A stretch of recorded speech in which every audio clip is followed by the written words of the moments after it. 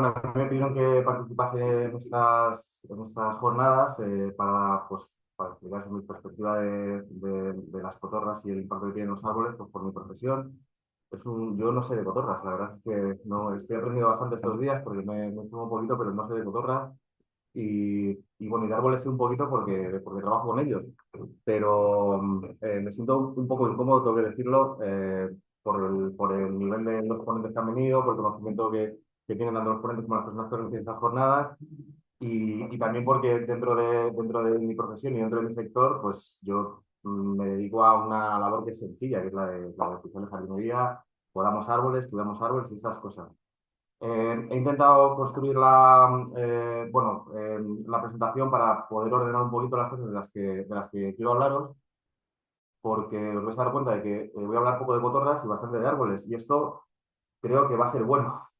Creo que esto va a ser bueno. Por lo tanto, tengo que introducir un poquito cuál es el trabajo, o sea, en qué consiste la arboricultura y cómo funcionan los árboles para poder entender cuál es por lo menos desde mi punto de vista y en base a mi experiencia en el retiro, cuál es la incidencia que tienen las cotorras dentro del arbolado. Eh, Bueno, yo soy oficial de jardinería, estoy especializado en arboricultura. La verdad es que estamos integrados dentro del convenio de jardinería y eso es una cosa que a lo mejor debería de cambiar en el futuro porque hacemos una labor que es muy específica.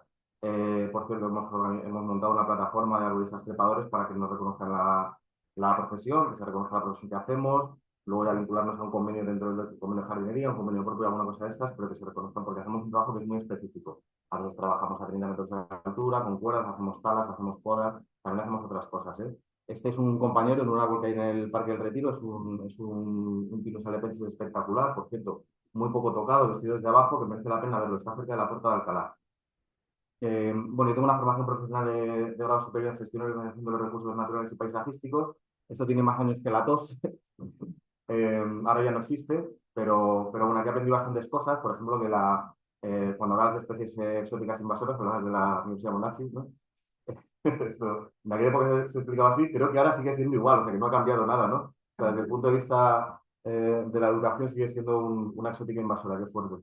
Luego hice un certificado de personalidad de nivel 3 para especializarme en la arboricultura y por último, pues ya trabajando, hice el máster universitario de la Complutense de Arboricultura y Bosque Urbano porque me llamaba mucho la atención, quería seguir aprendiendo, aunque el trabajo que hago no es tan especializado como los conocimientos que aporta el máster, que son conocimientos técnicos.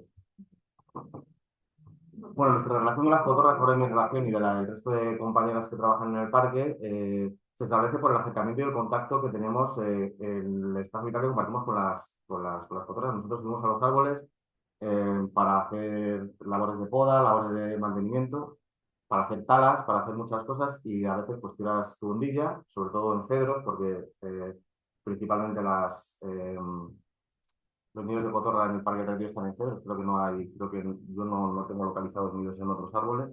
Pues tiras tu hondilla, la hondilla es un peso con una cuerdecita fina que utilizamos para pasar antes de subir la cuerda y salen volando 20 cotorras. O subes a un árbol donde hay nidos de cotorras y las pobres pues se van al árbol de al lado y se quejan contra.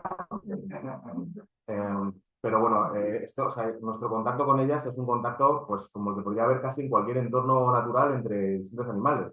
Me imagino que cuando llega un depredador en la selva a un sitio, pues los monos se suben al árbol y le gritan, ¿no? Le tiran cosas. A la libertad, sí, perdona. Hacemos trabajos de poda, hacemos trabajos de tala, que son menores. También retiramos nidos de procesionaria del pino, Taumatopea picocampa, Taumatopea picocampa. Los quitamos para evitar que haya eh, ¿cómo se dice? Para los niños, para los perros, que se las coman y sí, que se intoxiquen con las orugas. Yo no estoy todo de acuerdo porque yo de niño he vivido o sea, nosotros de niños tenemos las orugas ahí campando por el colegio y a nadie le pasaba nada. Yo no sé, pero bueno, las quitamos y luego también hacemos evaluaciones en altura, hacemos muchas cosas, también hacemos eh, temas de salud vegetal, etcétera. Pero en última instancia nosotros principalmente lo que hacemos es ejecutar los trabajos que nos ordenan. Y esto lo hacemos, creo que aquí lo pongo, lo hacemos con plataformas elevadoras y los hacemos a trepa. La plataforma elevadora más grande que tenemos tiene 26 metros, ahí podéis ver accediendo a un pino un poco desestructurado con la plataforma. Ahí, pues eso, habrá a lo mejor 24 metros de altura. Eso es un cedro, este parque, este no es en el Retiro, pero bueno, se veía un poco a un trepador. Entonces, pues trabajamos con cuerdas, utilizando el árbol como las horquillas del árbol como anclajes en los que nos movemos. Es un trabajo bastante técnico, no es por presumir. Y en alguna ocasión hemos retirado algún nido. Yo he retirado dos nidos en toda mi carrera profesional de retiro. Uno fue cuando instalaron en un cedro cerca de la biblioteca una antena para poder conectarse con otra antena que pusieron en el centro del Parque del Retiro para hacer anuncios, advertencias por megafonía que se escuchasen en todo el parque. Os podéis imaginar el cacho de altavoz que montaron, el cacho de antena que se montó en el centro del Parque del Retiro. Por cierto, ahora no funciona porque los vecinos de la zona se quejaron porque era muy molesto. Entonces dijeron, pues, pero ya habíamos subido a un árbol para poner la antena. No se podía poner porque había justo un nido de cotorra que estaba arriba del todo. Y eso lo quité yo. Llevaba muy poco tiempo trabajando en el retiro, ahora a lo mejor me lo plantearía. Por lo menos el solicitar, o sea, también vamos cambiando un poco la percepción que tenemos gracias a unas compañeras que son muy cañonas con estos temas. Nos van transmitiendo que las cosas tienen que ser de otra manera, que hay que ser sensible con los animales y que en última instancia hay que buscar, pues, no solo la motivación técnica, sino la justificación. Como que quede registrado en algún sitio que haya una motivación técnica. Es decir, yo no talo un árbol, sino el informe técnico que autoriza la tala de ese árbol, es lo que se llama refuerzo verde. Si no hay refuerzo verde, no talamos un árbol. Pues deberíamos hacer lo mismo con los nidos de cotorra. Yo he quitado dos, ya os digo. Otro lo quité porque estaba, o sea, es un nido que estaba a punto de caer, está empezando a faltar una ramita en una zona con mucha diana, ahora veremos lo que es una diana, y entonces lo quitamos. Y siempre que hemos quitado nidos de cotorra, o vamos, los que he quitado yo, o se han quitado, se ha intervenido en algún otro árbol, se hace si no hay nidificación. Hemos paralizado trabajos en el parque de tala o de poda, incluso en situaciones de riesgo, porque había pajarillos en el interior de un tocón, etcétera. El Parque del Retiro funciona así. O sea, nosotros tenemos, y en alguna ocasión se ha podido cometer algún error, pero es un error porque no se ha visto algo. Pero ahora siempre miramos en las cavidades, o sea, nos preocupamos de que no haya ningún animal en esos lugares y si los hay, pues paramos el trabajo. Es verdad que hay menos pajarillos, yo creo, en el retiro, puede tener que ver con la cantidad de gatos que hay que funcionan de otra manera. Yo tengo un gato del retiro, por cierto, que lo rescatamos siendo muy cachorrito, muy pequeñito. Él no era un gato del retiro, venía de la calle, era un cachorrito y estaba lleno de hollín o de... Posiblemente viniese algún coche y alguna alma samaritana se le ocurrió que a lo mejor echarlo en el retiro. Le debieron de asustar, se subió a una rama y cuando lo bajamos, pues el pobre se me metió aquí y ahí se quedó. Pero a la gente le asombra que cortemos una calle para podar un árbol y que no nos caigan ramas mientras están corriendo. Y al otro lado de la valla del Retiro tienes 6 carriles de coches desde la calle Alfonso 12, que es como un muro infranqueable hecho de acero y contaminación. O sea, quiero decir, bueno, seguramente, en fin. Bueno, nosotros nos dedicamos a la arboricultura urbana. ¿Por qué pongo esta diapositiva? Porque hay una diferencia entre la arboricultura y otras técnicas vinculadas al trabajo con los árboles, como son la silvicultura, la fruticultura o la poda ornamental. La arboricultura se dedica al cuidado de los árboles, al manejo de los árboles, la arboricultura urbana concretamente, al manejo, el estudio y el manejo de los árboles. La arboricultura urbana, pues esto, dentro del entorno urbano. La silvicultura es la producción de madera, o sea, la gestión de los bosques para la producción de bienes vinculados a los árboles, ¿no? Pues para obtener madera u otros recursos.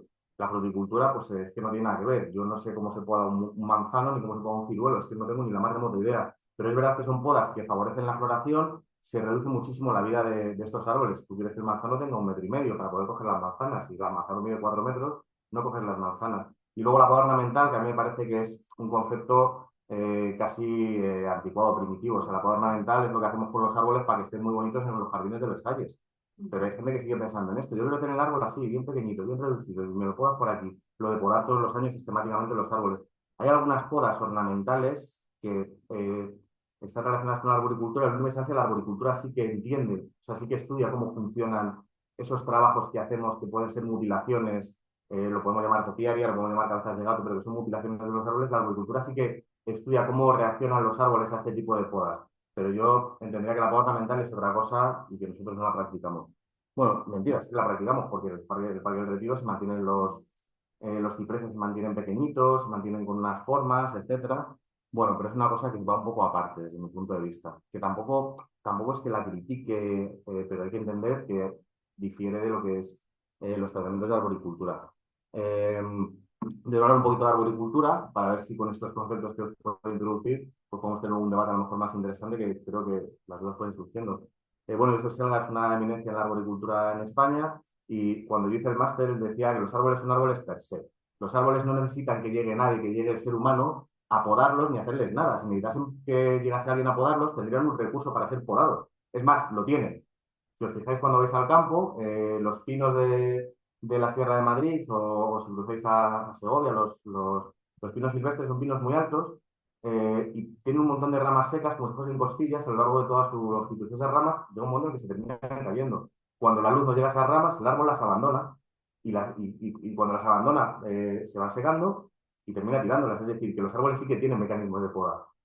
Y es más, necesita tener esas ramas, luego veremos por qué, pero también es una forma de disipar, pues cuando hace mucho viento, el árbol empieza a moverse, rompe ramas secas y eso permite disipar la carga que iba acumulando por el exceso de viento y en vez de partirse el árbol, se van cayendo las ramitas.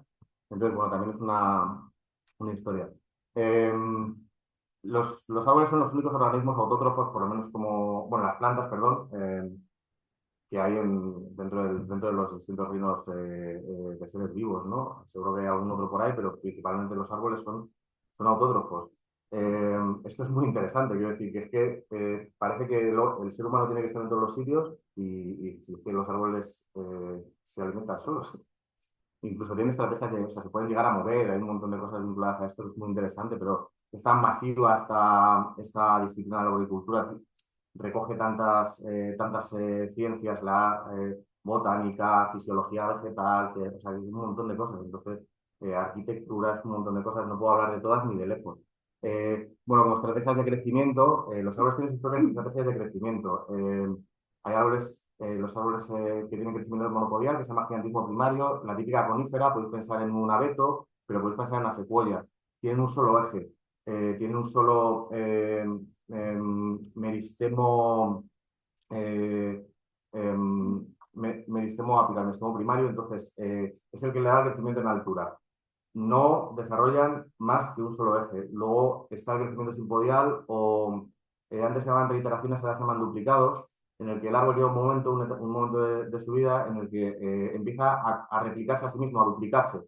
Empieza a reiterar. La primera horquilla en un árbol que crece de forma natural cuando alcanza la edad adulta, comienza la reiteración y en ese momento ese árbol se convierte en dos árboles. A continuación, cada uno de esos árboles se convierte en otros dos árboles. Se duplican de esa manera. Aunque hay un montón de estrategias de crecimiento que ahora veremos, que no las vamos a repasar, pero para que veáis de alguna forma el, mm, la, las estrategias que tienen y que no son aleatorias. Los árboles no crecen como crecen porque a ellos les da la gana, aunque sí que tienen capacidad de adaptarse. Eh, dentro de las estrategias de crecimiento también dependen las características de su madera. No es lo mismo un chopo que crece cerca de un río, que come muy rápido, que crea una madera de mala calidad y que es muy fácil que se rompa, pero que es que se rompe y puede tirar raíces y volver a crecer, o donde se rompe crecen un montón de brotes, que una encina que crece muy despacito, que tiene una madera muy dura, muy elástica, que es casi irrompible, que puede vivir 800 años. Las estrategias de crecimiento y desarrollo de los árboles, tanto de reproducción como de estrategias vitales, son muy importantes, hay que tenerlas en cuenta porque eh, cómo van a desarrollarse, o sea, ¿por qué las cotras anidan en cedros? No les va mal, no les va mal, los cedros no están mal. Donde no hay cedros a lo mejor anidan en otros árboles, pero los cedros no les van mal. Bueno, está el crecimiento primario y secundario. El crecimiento primario es el crecimiento en altura, el crecimiento secundario es el crecimiento en anchura, ¿no? Entonces, bueno, son cosas de botánica que son muy interesantes y si os interesa luego podemos incidir un poquito en ellas, pues no me voy a entretener con esto. ¿Ves? Lo que habla de arquitectura arbórea y modelos de crecimiento. La arquitectura arbórea describe un poco cómo se desarrollan los árboles. Los árboles, bueno, las plantas van desarrollando distintas, como establece una jerarquía de crecimiento en el que hay una estructura primaria que es el tronco. Esa estructura primaria, cuando en un árbol que es simpodial, se duplica, pero sigue siendo una estructura primaria. Es decir, cuando llega a la horquilla sigue siendo una estructura primaria. Y luego las ramas sean estructuras secundarias, terciarias y sucesivas. Además, tienen una cantidad de estructuras que se pueden desarrollar en función de la especie. Creo que los cedros bueno, es que luego también hay muchas especies de cedros. Aquí en Madrid tenemos el cedro de Odara, Cedrus de Odara, que es el cedro del Himalaya, y el Cedrus atlántica, que es el propio más de la región. Eh, y luego se dice que hay Cedrus libani, el cedro del Líbano. En el Retiro supone que hay uno, pero está tan machacado que no lo tengo claro. Pero bueno, a lo mejor son hibridaciones, son árboles que son muy cercanos unos de otros y terminan hibridándose. En viveros también se hacen otras cosas. Pero bueno, aquí se ve lo que son lo de las estrategias de crecimiento y cómo se va jerarquizando la estructura. Por ejemplo, en el modelo de Löwenberg se ve cuando duplica el árbol y ahí se ve muy claramente cómo duplica ese árbol, pero hay otras estrategias. O sea, todo esto es una materia universitaria que se estudia durante un año. Os muestro el gráfico porque además Ale un crack. Yo tengo la versión también de dibujar con él modelos arquitecturales en el jardín botánico, un privilegio, y desarrolló este modelo que es muy interesante. Actualmente esto ha cambiado, pero ya meternos o sea, hay como una simplificación de los modelos de crecimiento, pero que es más precisa para los distintos modelos de árboles. Esto también atiende o sea, una palmera también está incluida aquí. Esto incluye a bueno, también es verdad que él hizo este estudio, lo hizo en el hemisferio sur, lo hizo en el Amazonas. Se fue allí y se puso en la canopy, por encima de todos los árboles y estuvo estudiando los árboles durante mucho tiempo. Y vamos, increíble la aportación que hizo a la agricultura. Eh, bueno, otra cosa que también es interesante tener en cuenta en los árboles es bueno, digo la dendrocronología, pero era para diferenciar la diferencia entre la edad ontológica y la edad fenológica. Si nosotros cogemos una sección de un árbol, como este trozo que os pongo aquí, ahí se cuentan los años de crecimiento. Eso es lo que crece un árbol cada año y eso está influenciado por el acceso que tiene al recurso menos presente en ese momento. Es decir, si no hay materia orgánica, pues va a crecer en base a la cantidad de materia orgánica que tiene. Si no hay agua, en base a la cantidad de agua que tiene. Pero bueno, los años de crecimiento, lo que nos dicen, ¿cuántos años tiene un árbol? Tiene 150 años. Bueno, pues 150 años es su edad ontológica, pero la edad, a nosotros lo que nos interesa son las etapas de crecimiento. ¿En qué estado está el árbol? Porque yo puedo tener un árbol con 600 años y que el árbol sea un árbol maduro, y sin embargo puedo tener un árbol con 20 años y que el árbol sea viejo. Y esto tiene que ver con cómo ha vivido, las cosas que le hemos hecho, etcétera. Entonces nosotros nos fijamos más en el estado vital del árbol y en qué etapa de su desarrollo y crecimiento se encuentra. Si es joven, si es adulto, si es maduro. Y encontrar árboles viejos es casi imposible si no es en la naturaleza. ¿Vale? Los árboles maduros, de hecho, esto se divide en 10 etapas. Las dos primeras representan al árbol joven, las siguientes 4 representan al árbol adulto, las siguientes 2 al árbol maduro y luego el árbol viejo y decrépito, que es como las últimas etapas. Christophe Grenot, que es otro francés que también es una eminencia, nosotros no hemos desarrollado una arboricultura propia y hemos mamado bastante de la arboricultura, tanto británica y norteamericana como francesa. Y los autores franceses influyen mucho en la forma que tenemos de ver y bueno, han hecho grandes aportaciones, ¿no? También está Jim Millet hablando de raíces, para mí son autores fundamentales. Eh, Esto de las etapas de desarrollo tiene que ver, claro, es muy fácil que en el entorno urbano los árboles pasen rápidamente de adultos a maduros. Tú tienes árboles que pueden vivir los 150 años en condiciones normales y los pones en un alcorque, aquí en medio de la ciudad, los podas sistemáticamente, porque los árboles hay que podarlos bien, porque si no los podas bien, pues claro, le van a quedar a alguien los árboles y pasa a ser que es un árbol de 40 años, que es un árbol que ha llegado a maduro y está decrépito y se va a morir y se va a caer. Entonces, ¿cómo puede convertir un árbol tiene una esperanza de vida de 250 años en un árbol que va a vivir 50 años? Y lo vamos a tener que quitar porque aquello sí, efectivamente va a matar a alguien. O va a romper un coche, entonces, hay que fijarse muy bien en estas etapas de crecimiento y en qué estado se encuentra el árbol.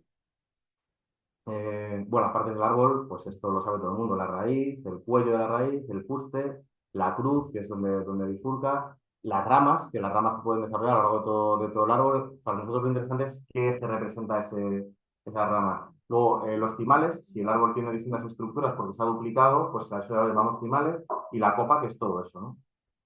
Esto es un dibujo bonito, así que cualquiera se lo podría tatuar. No tengo de muchas fotos, pero bueno, era para ver un poco las distintas estructuras que entendemos. Luego, en última instancia, nosotros, cuando trabajamos, lo que nos interesa es cuál es el orden de jerarquía de esas estructuras. Porque nosotros, cuando trabajamos, ahora lo veremos, trabajamos sobre esas estructuras. Y los nidos de cotorra se sustentan sobre esas estructuras. Es raro que se sustenten en el fuste. Se pueden poner en la cruz del árbol, pero normalmente se ponen las intersecciones entre distintas estructuras, distintos ejes, distintos niveles de jerarquía. Eje 1, eje 2 no es lo mismo que eje 2, eje 3. Entonces, esto es importante de cara a cómo analizar eh, pues el impacto de los nidos de proteinaria, o sea, perdón, de los nidos de cotorra en los árboles. Bueno, luego los árboles, esto es un árbol que hay ahí en Sevilla. Es que tengo millones de fotos y ninguna vale para nada. Muy difícil encajarlas en la presentación, pero bueno, cosas que también influyen en el desarrollo de un árbol, pues es el suelo, la calidad del suelo, la profundidad del suelo, el nivel de humedad en el suelo, el espacio que tiene. No crece igual un árbol en un bosque que si crece solo en el campo, con todo el espacio que necesita para crecer, para desarrollarse. En la ciudad el espacio está muy limitado. Tenemos edificios, tenemos farolas, ponemos un árbol detrás de otro. En los parques hay zonas en las que plantamos los árboles tan juntitos que crecen como si fuese un bosque. Entonces crecen de forma muy aislada. El suelo, o sea, el espacio determina cómo van a crecer los árboles. Y por supuesto el suelo. El suelo compactado es malo, suelos muy regados malo, suelos pobres en materia orgánica malo. También tienen que tener muchas características y es muy importante. Y luego el tema de las raíces. Las raíces son las grandes olvidadas de los árboles y las raíces es lo más importante que hay en un árbol, lo más importante. De hecho, se desarrollan tanto como la copa, en otra dimensión. No miramos nunca las raíces y seguramente la mayor parte de los problemas que tienen los árboles los tienen por las raíces. Problemas de compactación, problemas de espacio. También es verdad que como nos dedicamos a aniquilar la vida, porque no nos gustan los mosquitos, no nos gustan los hongos, no nos gustan las bacterias, no nos gusta nada, pues al final el suelo es muy pobre porque no hay vida en el suelo, no hay biodiversidad, no hay nemátodos, no hay hongos, y todas esas cosas están muy relacionadas. Y las micorrizas suponen una diferencia sustancial en el desarrollo de un árbol. Si la superficie, o sea, se dice que hasta el 90% de la capacidad de absorción de agua y de sales y de nutrientes del suelo por parte del árbol lo desarrollan las micorrizas, si es un árbol sano, si es un entorno sano. Luego, las micorrizas comen la glucosa que genera el árbol en forma de... Una micorriza es una asociación entre un árbol y un hongo. Entonces, tú tienes las raíces, puedes ver la raíz, pongamos, ¿no? Esta raíz, pues cada una de esas estructuras también están jerarquizadas, está completamente cubierta por micelio de un hongo, que a su vez se expande por la tierra, entonces le da una capacidad al árbol de absorción de nutrientes, vamos, los absorbe por él y se inserta en el árbol. Hay una divulgadora, Lynn Margulis, se la conoce más por ser la esposa de, ¿cómo se llama este divulgador norteamericano? No me sale el nombre. Bueno, este que te hacía programas de divulgación científica. Pero bueno, Lynn Margulis ya hablaba del árbol, bueno, hablaba del concepto de holobionte. Y el árbol es como el mejor ejemplo de lo que es un holobionte. Creo, y yo hablo por hablar, pero creo que el ser humano tiene tantas células como bacterias en el cuerpo. Bueno, pues imaginaros un árbol, que es un holobionte porque tendrá tantas bacterias como células, porque tiene hongos viviendo en su interior, porque tiene cotorras viviendo en su interior. O sea, se convierte no solo en dador de vida, sino también en su sostenedor de la misma. O sea, es la casa de otros animales y de otras especies. Y yo creo que es el mejor ejemplo de holobionte. Si nos olvidamos de esto, si nos pensamos que el árbol solo es árbol, pues nos estamos equivocando. Bueno, los agentes de riesgo en un árbol, lo que hace que los árboles colapsen principalmente son los hongos y los fagos. Cuando hay pudriciones ya muy avanzadas, pues al final el árbol termina colapsando. Claro, las que más nos preocupan son las pudriciones que hay en el cuello y en las raíces, porque no las vemos y el árbol se queda sin sustento y se parte y se rompe y se cae. Pero hay otras muchas que afectan al fuste, que afectan a las ramas, hay otras que los desvitalizan, afectan a las hojas. Eh, el viento también es un agente causante de roturas en los árboles, a veces pueden incluso volcar.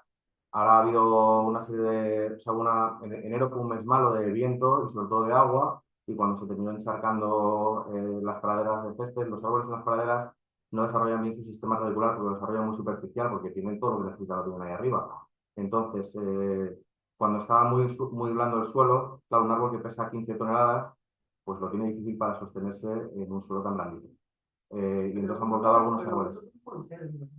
Pasa más con los pinos. Los cedros tienen otra estructura y no son tan voluminosos. Capaz con un cedro. Tengo unas fotos luego que a lo mejor podemos ver, un par de fotos sobre un cedro volcado hace unos años. Creo que ha volcado un cedro en esta, pero principalmente han volcado pinos y han roto gleditzias. Las gleditzias han fracturado y los pinos han volcado. Los pinos en pradera, cuando alcanzan un porte, se van a caer. O sea, tienes que decir, ¿por qué se va a morir un pino en una pradera? Cuando tenga 150 años, porque se va a caer. Y si no, pues cuando tenga 30, o sea, que si terminan cayendo, terminan volcando, es bastante habitual. Podéis ver, si vais por, yo vivo en Carabanchel, si vais por la mitad del Santo, ahí hay algunos pinos volcados, es muy habitual. Otros problemas, los pongo junto con la nieve, el caso de Filomena en Madrid, pero bueno, la nieve, si el árbol está adaptado a la nieve, no hay ningún problema. Quiero decir, en la Comunidad de Madrid, nevó en toda la Comunidad de Madrid, pero los árboles se rompieron en la zona centro y sur. ¿Por qué? Porque los árboles no están adaptados al peso de la nieve. Sin embargo, en zonas de la sierra no se rompe ningún árbol por la nieve. Y las zonas donde nieva en Europa no se rompen los árboles. Pero bueno, aquí en Madrid, por ejemplo, sí que puede ser un problema a nivel o sea, tanta nieve como cayó en Madrid. El encharcamiento y la compactación del terreno sí que son importantes, porque limitan el acceso a oxígeno. Los árboles descansan por las raíces. Si no tienen oxígeno, se mueren. Entonces es importante que el suelo no esté compactado y que no esté encharcado sistemáticamente. Bueno, hay insectos perforadores que también pueden provocar daños, de roturas de alguna estructura. Las altas temperaturas son un problema. Altas temperaturas con sequedad extrema en Madrid son un problema. Hay como una hipótesis que incluye como una serie de circunstancias que hacen que las ramas en verano se rompan, que se llama summer compress o summer drop, que es rotura de ramas de verano o rotura de ramas en verano, y ocurre por varios motivos. En el Retiro suele ocurrir por las tardes, cuando hace mucho calor, hay mucha sequedad, y en última instancia, como es un sitio que está regado, el árbol bombea mucha agua hacia arriba. Entonces, árboles grandes como los plátanos, las características de cada árbol, pues luego son las que son. Yo tengo la idea de que árboles con estructuras muy altas, el árbol bombea mucha agua hacia arriba y terminan rompiendo los canales por los que circula ese agua. Entonces, esa rotura de fibras puede suponer el colapso de una estructura. Luego también puede haber bacterias, o sea, virus, puede haber un montón de cosas que influyen. Yo no puedo hablaros de este tema en profundidad, pero os digo que en verano se rompen ramas principalmente de gledixias, sóforas y plátanos. También algunos no. Y es... Sí, sí, bueno, eh, sí, pumila, los pumilas que son muy frágiles. Es un poco... unos vinos no veas. No veas. Y luego el ser humano. El ser humano es el principal causante de todo. Y es que, ¿qué vamos a decir? Y no es porque dibujemos corazoncitos en la corteza, que también, ¿eh? O porque nos parezca que el árbol tiene que estar bajito. Yo recuerdo una anécdota, os la voy a contar en este momento. Fui a hacer un trabajo a un olmo aquí en Madrid, porque después de Filomena se habían roto algunas ramas, y la persona que me llamó, que era el presidente de la comunidad de vecinos, me dijo que aceptaba nuestro presupuesto porque éramos los únicos que habíamos dicho, habíamos hablado del árbol en nuestra propuesta de trabajo como un ser vivo. Y bueno, fuimos allí, pues, y entonces hicimos la propuesta de trabajo que habíamos propuesto, que era, como el árbol se había roto, se había desestructurado, era reestructurarlo un poquito, porque era una zona de paso de los vecinos, y cuando estoy en el segundo piso colgado del árbol y voy a cortar una rama, y me dice una señora, estás cortando muy poco, yo quiero que me cortes esta. Y digo, ¿pero por qué? Y dice, porque se mete en mi ventana. Y digo, pero señora, si trata con un ser vivo, yo no tengo la culpa de dar en mi ventana, pero que si se mete, coge una tijerita y corta estas puntitas que son las que se meten. Dice, pero yo también soy un ser vivo y el árbol se mete en mi ventana. Y digo, ah, perfecto, pues eres un ser vivo, vamos a cortar el árbol, ¿no? O sea, es perfecto. Y entonces ya dice, se acabó la discusión, ya está, yo no puedo hacer nada, ya representa la comunidad y lo que él me dice, ¿sabes? Bueno, se acabó la discusión. Yo también soy un ser vivo y el árbol se mete en mi ventana. Pues, como he dicho que la ventana es un ser vivo, a lo mejor lo podemos tener en cuenta, ¿no? Pero no, en fin. Bueno, las necesidades de gestión, mantenimiento e intervención en el arbolado urbano. Esto es importante. O sea, los árboles no nos necesitan, pero esto es como los perros. Yo tengo perros. Le he sacado de su entorno natural. No sé si el perro alguna vez ha ido a un entorno natural o se ha ido adaptando porque hay como bastantes hipótesis al respecto, ¿no? Pero, pero yo a mi perro no le puedo dejar que haga lo que quiera en la ciudad. Le tengo que enseñar a caminar a mi lado, le tengo que enseñar a hacer sus necesidades en determinados espacios, no puede morder a la gente, no puede hacer ciertas cosas. Le tengo que enseñar a jugar con otros perros, a relacionarse de una forma razonable. ¿Por qué? Porque vivimos en una ciudad. Pues lo mismo pasa un poco con los árboles. Tenemos que convivir. Y creo que siempre pierden los árboles, siempre pierden los animales, pero es lo que hay. Dentro del entorno urbano no es lo mismo una calle con peatones, no es lo mismo el Paseo de la Castellana que un parque, el Parque del Retiro. Hay un montón de circunstancias diferentes, pero cosas normales, por ejemplo, los gálibos. Si por una carretera pasa un autobús que mide 4 metros o pasan camiones que tienen una altura porque llevan una pluma de hasta 4 metros y medio, yo tendré que elaborar un gáligo, o sea, establecer un gáligo de esa altura.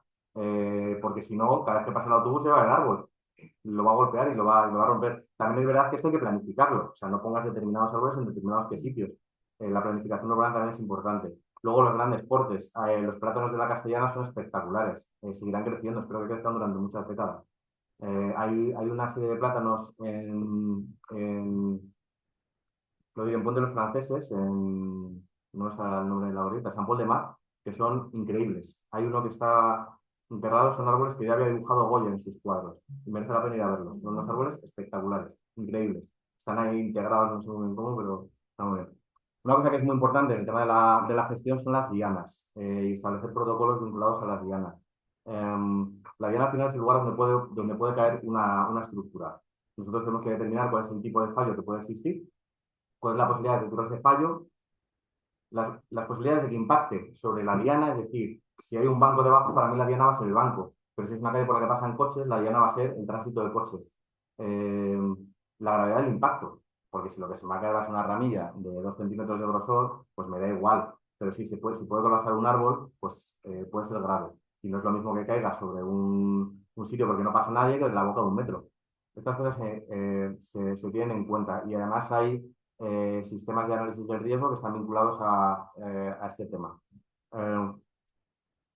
Luego también el valor ecosistémico y patrimonial de los árboles, o sea, a mí me parece que hace que los tengamos que cuidar. Los árboles aportan mucho, mucho, mucho, mucho, mucho, mucho. Hay árboles que son históricos, como el ahuehuete del Parque del Retiro, el Casodium mucronatum, que supone que es el árbol más antiguo del parque, aunque ya las fechas empiezan a bailar. El valor ecosistémico de los árboles es fundamental. O sea, una calle asfaltada, si tiene árboles, creo que son 40 grados de temperatura de diferencia. Si es lo que hace el suelo de una calle asfaltada en Madrid, en pleno verano. Si hay árboles, hay 40 grados de diferencia. Es una barbaridad. No podríamos andar por las calles.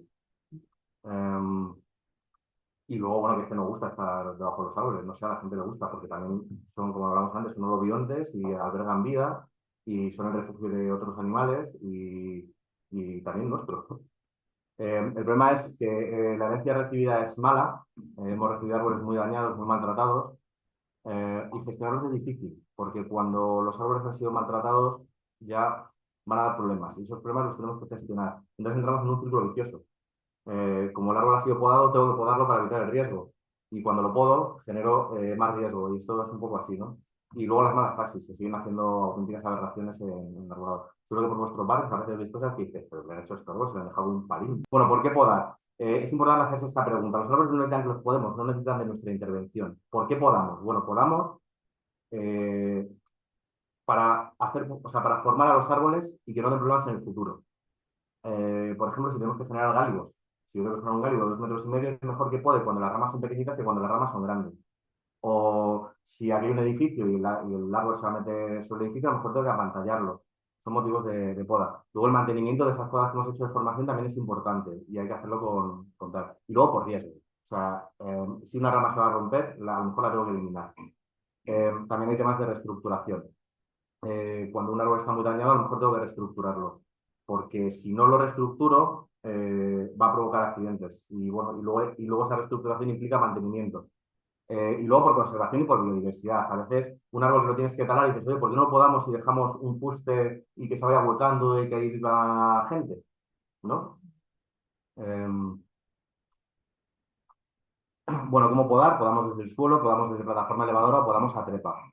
Eh, cuando podamos, bueno, los equipos con los que podamos son principalmente tijeras de 2 manos para cosas pequeñas, serrotes, que son unas sierras que cortan cuando vuelven, y luego con motosierras. Los cortes hay que hacerlos de forma correcta. Hay que eliminar estructuras completas. Entonces, porque si andas cortando aquí, corto por aquí, no que queda bonito, voy a hacer un no sé qué, eso luego es un desastre total, porque se generan brotaciones de emergencia que suponen malas inserciones y que suponen accidentes en el futuro. Hay que podar bien.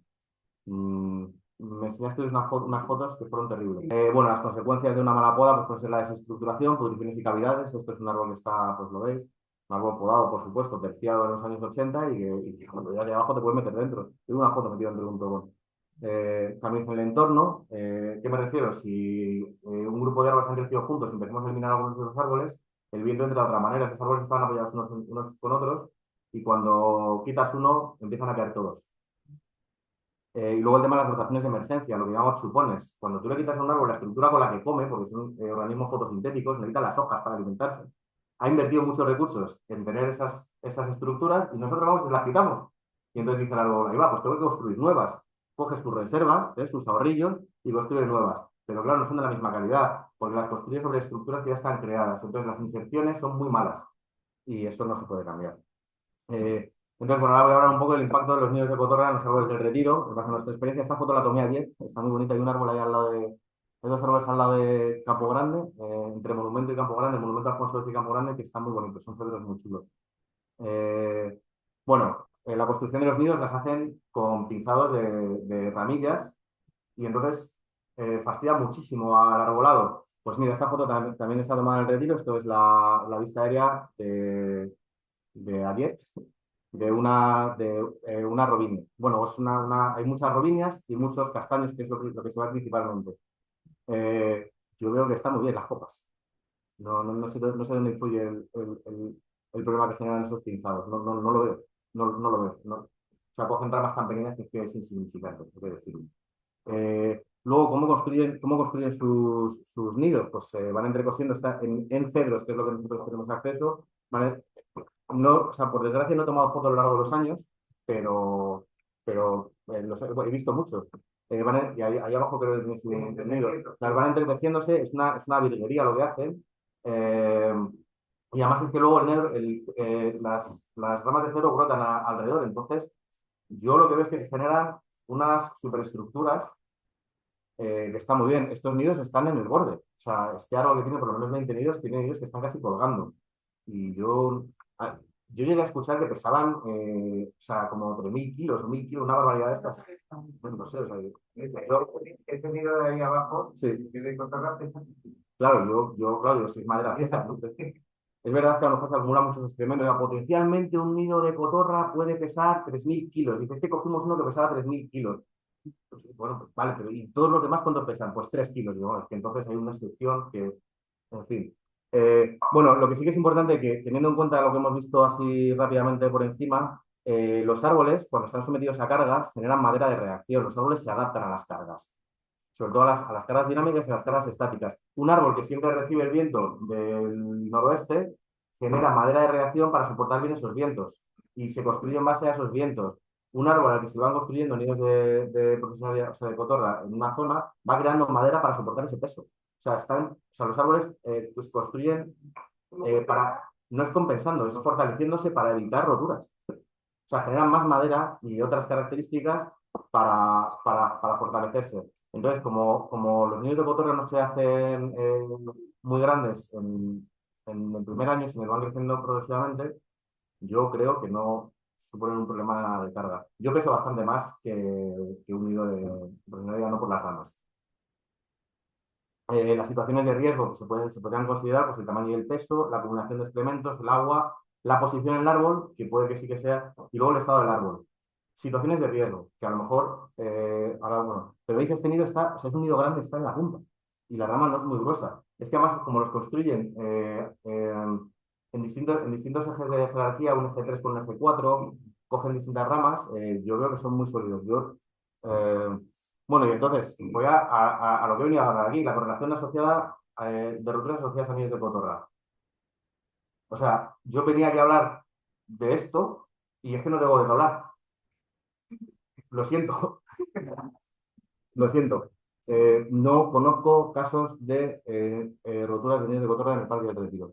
Sí que ha habido roturas, pero no hay una correlación. Es decir, hace unos años se volcó un cedro muy grande y tenía nidos de cotorra, pero se volcó porque estaba en una pradera, estaba inclinado y era muy grande. No se volcó porque había niños de cotorra. Sí. Entonces, yo creo que hay, o sea, es como la hipótesis de la buena gestión, ¿no? Como hacemos una muy buena gestión, no se caen los nidos, versus la hipótesis de la no incidencia.